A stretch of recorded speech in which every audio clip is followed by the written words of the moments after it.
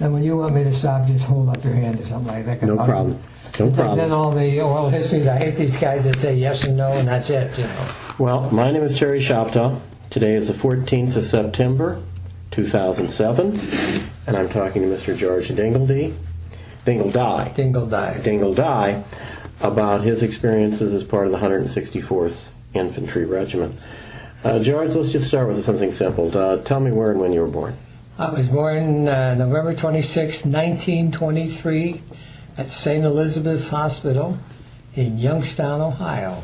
And I was the sixth child of seven. A boy. I had 3 brothers and 3 sisters. 3 of each? Yes. Okay. What's your dad's name and what did he do for a living? My father's name was Fred Dingledy. Mm-hmm. And his father had owned a lumber yard, which he was the next to youngest child, and by the time his father had died in 1899, and other family members, older family members, ran the lumber yard, and then by the time he became of age, the lumber yard had been sold. So he went and he sold real estate, and then the Depression came along and didn't work for several years, and finally, toward the end of the Depression, having lived in Youngstown, Ohio, it was a steel town, so he went to work in the steel mills. I see. And he, like all Youngstown's a big steel town. There's no doubt about that. Yeah. But interestingly enough, he and 4 of his brothers, and he had 2 sisters, and he and all his brothers died in their 50s from heart or heart-related, and one of the 2 sisters. And all of my first cousins died of heart-related problems also. I'll be darned. And everyone in the family has had inherited the heart problems, including myself, having heart surgery in 81. Now, what was your mother's name? My mother's name was Florence Moran, M-O-R-A-N, and she was Irish extraction. Her mother came from County Mayo in Ireland when she was 12 years old and settled in Youngstown, Ohio. And her father's name was Patrick Moran.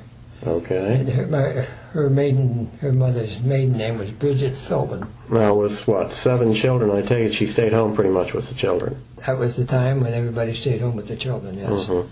Now, when you were growing up in the 20s, there was probably pretty work was first in the early years. I was thinking things might have been pretty good in Youngstown. I mean, the economy was doing pretty well until the late 20s, and then it started to go downhill, particularly once the stock market crashed. Correct. You would have been about 6 when that happened. Yes, that's right. Were you going to school in Youngstown at that time? Yes, I stayed in Youngstown all my life until I went into the Army, and you mentioned 1929 when the stock market crashed. It was probably, when I was 5 or so, is probably what I remember what went on and so forth. But it was pretty hard living through the Depression until back 1937, 1938, and things started to pick up. My older brothers and sisters were older, and they were able to get employment in Youngstown, and so things moved on a lot better. So you'd have been 10 years old when the New Deal began. Correct. And there were WPA jobs and things like. Did you have brothers who worked in one of those jobs? No, my father did. Your father did. My father worked on what was called CWA, which was Civilian Works Administration, and they worked on the city parks, which today are really a tribute to the imagination and the forethought of the people in charge of I think there's a bridge here in Valley City that was built by the CWA, and I think one of their ball fields or parks or something was built by them too. So he worked for that for a couple of years? Yes, and he had $15 a week. He received $15 a week, and they were paid in cash every week. They were paid weekly at $15, and that was $15 to go a long ways because loaf of bread was probably 8 cents, and a quart of milk was a dime. Sure, but you still had to pay rent. And if you had an illness, that was a problem. Well, that's the problem. You had no protection at all. No insurance, no unemployment, anything to speak of in those days. And I take it some of your older brothers were going out and working after school by the time you were 10? Yes, they were. They had one had a paper route, and they were scrambling around doing different things. And then as soon as they got out of high school, which would have been around 1937. The oldest one went to work for a steel manufacturer in the factory, Mm-hmm. and then the next one was he was a good student. It was real smart, very smart. So they sent him off to college, and he finally wound up as the head of the chemistry department at State University of New York at Fredonia. What's his name?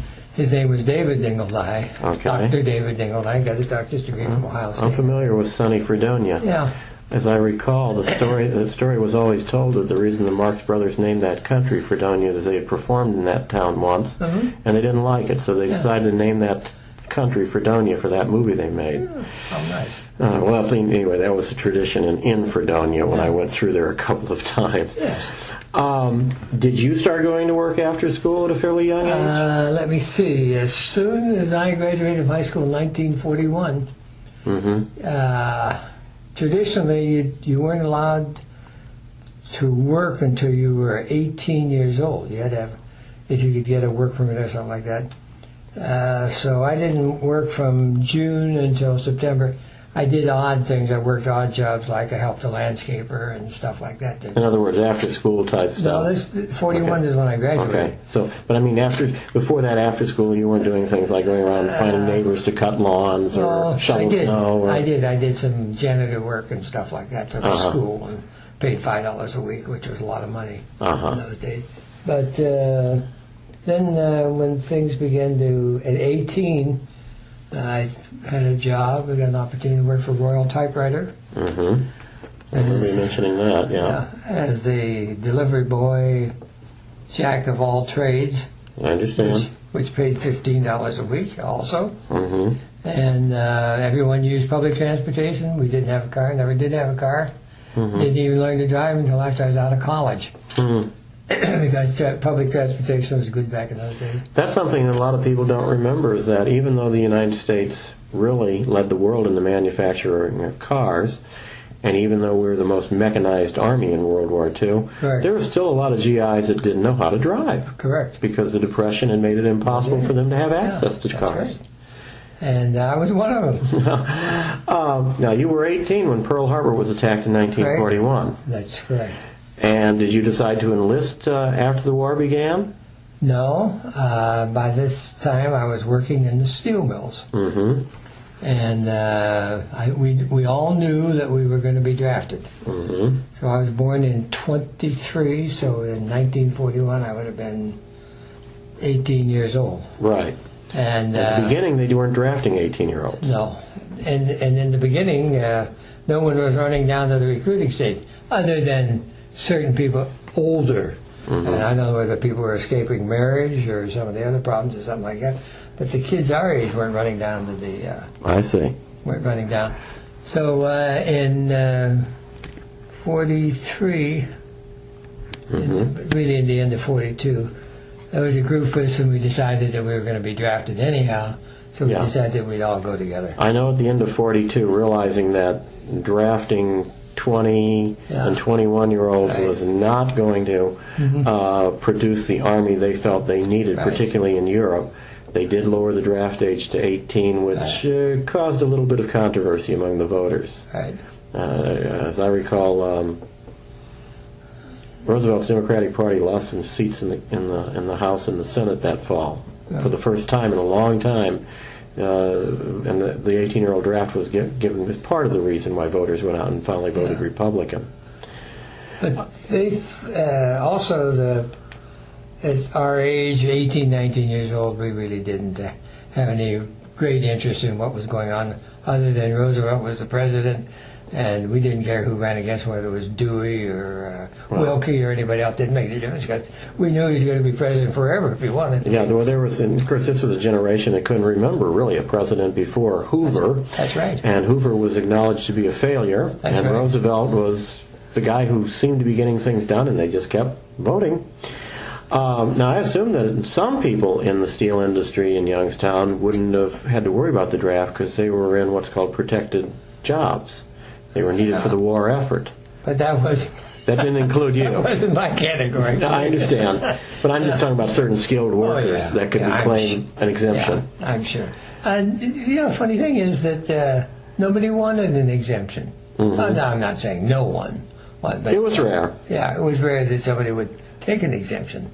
And that was a rather interesting time because everybody was anxious to get in and get the thing and get it done and follow the leader. He was doing a good job. Now, you and your friends decided to get on and enlist. Well, actually what you did, you went down and notified the draft board to pull your number up and call you up. Okay. That's what that amounted to. You didn't want to say, well, let's see, maybe I can get into the Air Corps or maybe I can get into the Navy. No, we didn't do that route. We just all wanted to be drafted. Yeah, of course, Ohio's not exactly what you call an ocean state. No. Where people think about the sea all that often. That's right. Although there is a big lake there, obviously. Yeah. So you just let them know that you were ready to be inducted. There was about 8 or 10 of us that all ran around together. We were all inducted at the same time, and you had a choice when you got there. Basically, there was some choice that if you wanted to go to the Navy, or if you wanted to go to the Marines. They talk about the Marines being all volunteer and everything else. These people were drafted, and they had the choice if they could volunteer to go to the Marines and that. But everyone wanted to go to the Air Force or the Air Corps, they called it back in those days. Yep. And or the Navy, because everybody figured they'd have a good bed to sleep in and be clean. Until the ship starts to sink. Yeah. And then there's nowhere to go. There's nowhere to go, really. Right. Once you're on a sinking ship, just into the water. Yeah. But basically, we were having a good time. Mm-hmm. And Army, we were scheduled for the Army, and that was it. And we took it, and we enjoyed it.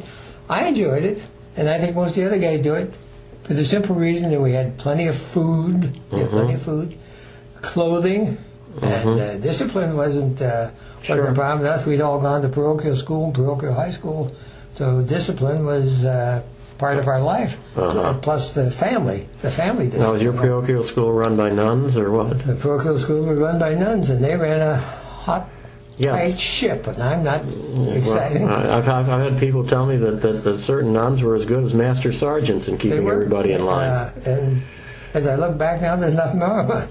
There was nothing wrong with it. We were talking about that this morning. How could they get women to teach for something like $15 a week? Right. And do a good job. Right, and stay all those hours. And the other thing was that my mother's sister, her oldest sister, was a nun with the Ursuline nuns. Mm-hmm. So basically all my training through grade school and high school with the Ursuline nuns. Now, where did you do your basic training? Basic training, I went, first when I was inducted, I was sent to Columbus, Ohio. Columbus, okay. At Fort Hays, which is now an Army museum, incidentally. Yep. And then we were split up. All of us were split up in different ways. Yeah. And I was with 2 others, and we were sent down to Camp Toccoa, Georgia. Okay. And we were in the paratroopers. Yeah, I saw that in your thing. Did they ask you to volunteer for the paratroopers, or did they just assign you? They just kind of urged you. I don't remember, but I think what the reason was basically is if you went to the paratroopers, they would send you out of the induction center immediately. So that's good enough for us. We wanted to get out of Columbus and see the rest of the world, and they sent us to Toccoa, Georgia. The one kid, Mickey McGuire, he stuck with it. Mm-hmm. And Jack and I were sort of in the wrong category and everything else. So for the record, let's remind everybody of Jack's last name. Jack Reedy. Yeah. And Mickey McGuire. And Mickey McGuire was killed in Germany with the paratroopers. Yes, I think he's mentioned in a few books. Yeah. And Jack Reedy went to Europe with the engineers and did quite well. We both wound up as staff sergeants. And do you think you'd have ended up in the paratroops, or you'd end up in the glider troops, which could sometimes be a little more deadly? From the experiences of people I know in the glider troops, that was really a poorly planned and was a poor thing altogether because... And they didn't even pay you the extra money that paratroopers got. Yeah, but the things that they put them in, the planes that they put them in, and they really had no control over the damn things, and they were landing in trees and crashed everywhere. Yeah, that's right. That's terrible. And so eventually, at one point, they just kind of transferred you into the infantry. Which was unbeknownst to us, they had a pretty good idea in 1943 that we'd won the war. Although it wasn't over, they knew that we had the upper hand and we were going to win the war one way or the other. And they started reducing troops. And they were a lot of people who were better qualified for paratroopers than we were, not physically, after the Depression and so forth. The same thing was happening all over the nation. The Air Force decided it probably wasn't going to need nearly as many pilots as they thought they would because they were getting the upper hand. Correct. They didn't need as many specialized troops. What they needed were infantry replacements. Yeah, that's right. And whereas, in the case of my father, for example, who enlisted early in '42, while he waited to be attached to a division, he got to go to what you'd call advanced infantry training at Fort Benning. Yeah. Once they started training replacements, they didn't bother with that. Yeah. So they just started finding replacement units and sending them wherever they needed them. Well, a lot of guys were in some of those education programs. Right. They pulled the plug on that baby, and you were in the infantry the next day. Air cadets, those V-12 and V-5 programs in the Navy. Correct. My dad met some of those. He said they brought in a bunch of guys who had been in one of those Air Force programs, and this would be in like November '44. Yeah. And they were on the German border at Aachen, and he said within 24 hours, about a third of them were out with frostbite because they had no training on how to survive outdoors. Did you think of yourself as an outdoor person when you were growing up? Because you grew up in a city. No, not really. I would say, for growing up in the city, I was an outdoor person. Yeah. Hanging around the Scouts and YMCA. And, But I was talking about things like hunting and fishing, those kind of... No, nobody... None of that. Not in the city, nobody went hunting or fishing. So when you went out to the Pacific, this was going to be a true sea change for you. That was a real big change for me one time we got out there. Now, you went out, it was a replacement ship? I went out as a replacement. There were, I don't know, I think around 1,200 on this ship, which interestingly enough, we were sent to, after training at Fort Leonard, got a 7-day leave, which was the only leave I got in the Army. Right. And then we shipped out to Camp Stoneman, California, which is at Pittsburgh, California. Yeah. And that was a premier place for sending replacements out. Right. And we went down the bay or river right into San Francisco, and they had it arranged so that the ship was the SS Catalina, which was a tourist ship that took people from California out to Catalina, and you went right across from one side right at the other side with the MP standing there, and as you went, you gave him your name, and he checked it off the list, and you went right up the gangplank into this Liberty ship. And my name, with beginning with D, you went down in the ship because that's where your bunks were, down. Yeah, they put you down in the lower levels. I was in the absolutely lowest level of the ship. Only officers ever got above decks. Well, but if my name had been with Z, I'd been closer to the top. Well, that's true. Yeah. So, I take it these things, what they had, did they have bunks or did they have hammocks? No, they had bunks, but they had equipped these ships quickly, built them quickly, and with just iron racks and canvas stretched between these iron racks, and they were either 5 or 6 deep or high, and your bunk, and all your equipment had to stay in the bunk. Right, and you've got maybe 5 inches of clearance. Very little clearance, believe me. For the next guy's canvas. Right.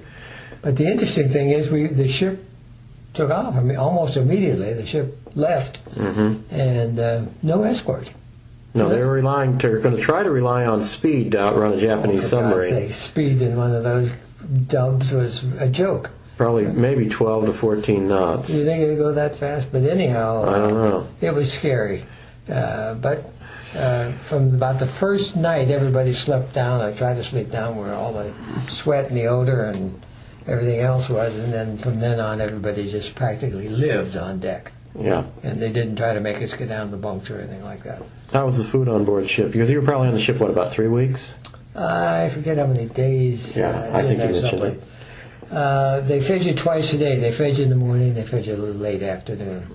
And the food was, I'd gone through the Depression, Yeah. And we were used to eating damn near everything and anything. So I never really compared about the food in the Army. I understand. And I was happy to have something to eat. And well, You know, the original 164th Infantry went out on essentially what was a luxury liner, the SS Coolidge. Yes. And they bragged about the food. Of course, this was, a former That's right. high-priced liner for travelers, middle class and above travelers, and they still had a lot of the original crew on that ship at that time. It was later destroyed by a mine in New Caledonia. Yeah. Or no, it was New Hebrides, I think.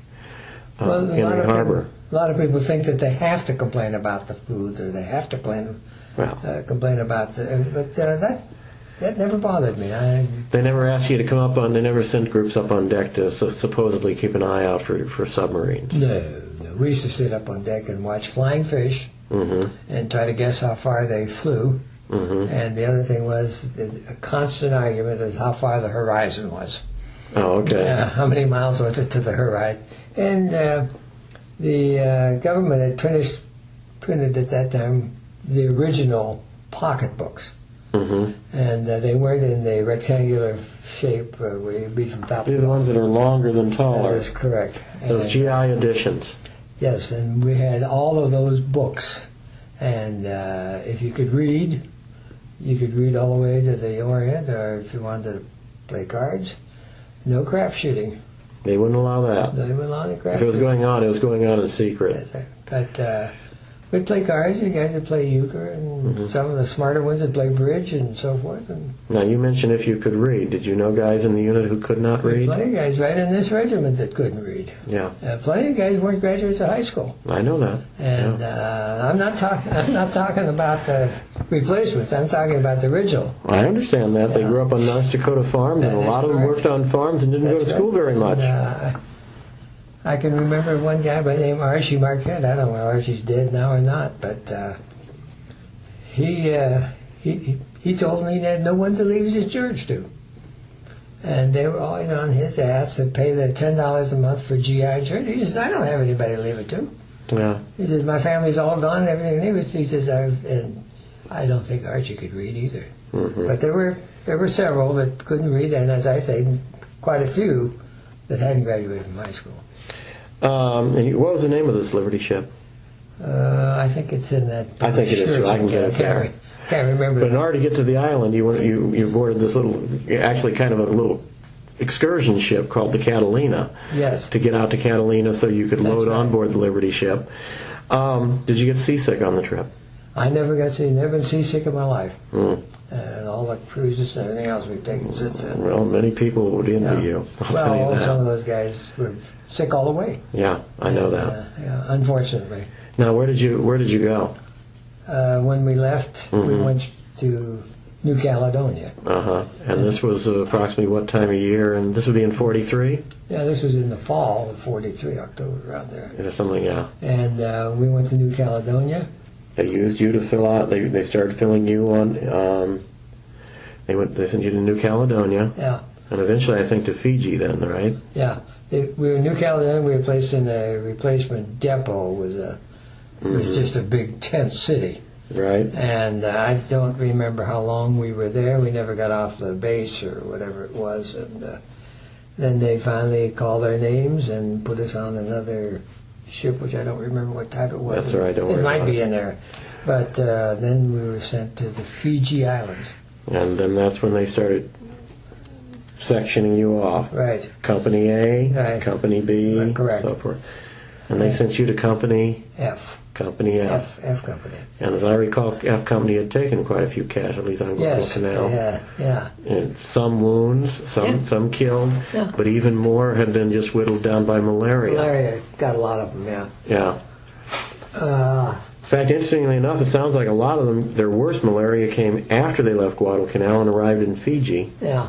And I don't know if it was just the lessening of stress lowered their resistance, but all of a sudden when they got on Fiji, they got sick. Maybe it was just the end of the stress of the combat. I was interested in my own ass. I wasn't concerned about what happened to the other guy at the moment. Do you remember what you were assigned to? What squad? Or what platoon, anyway?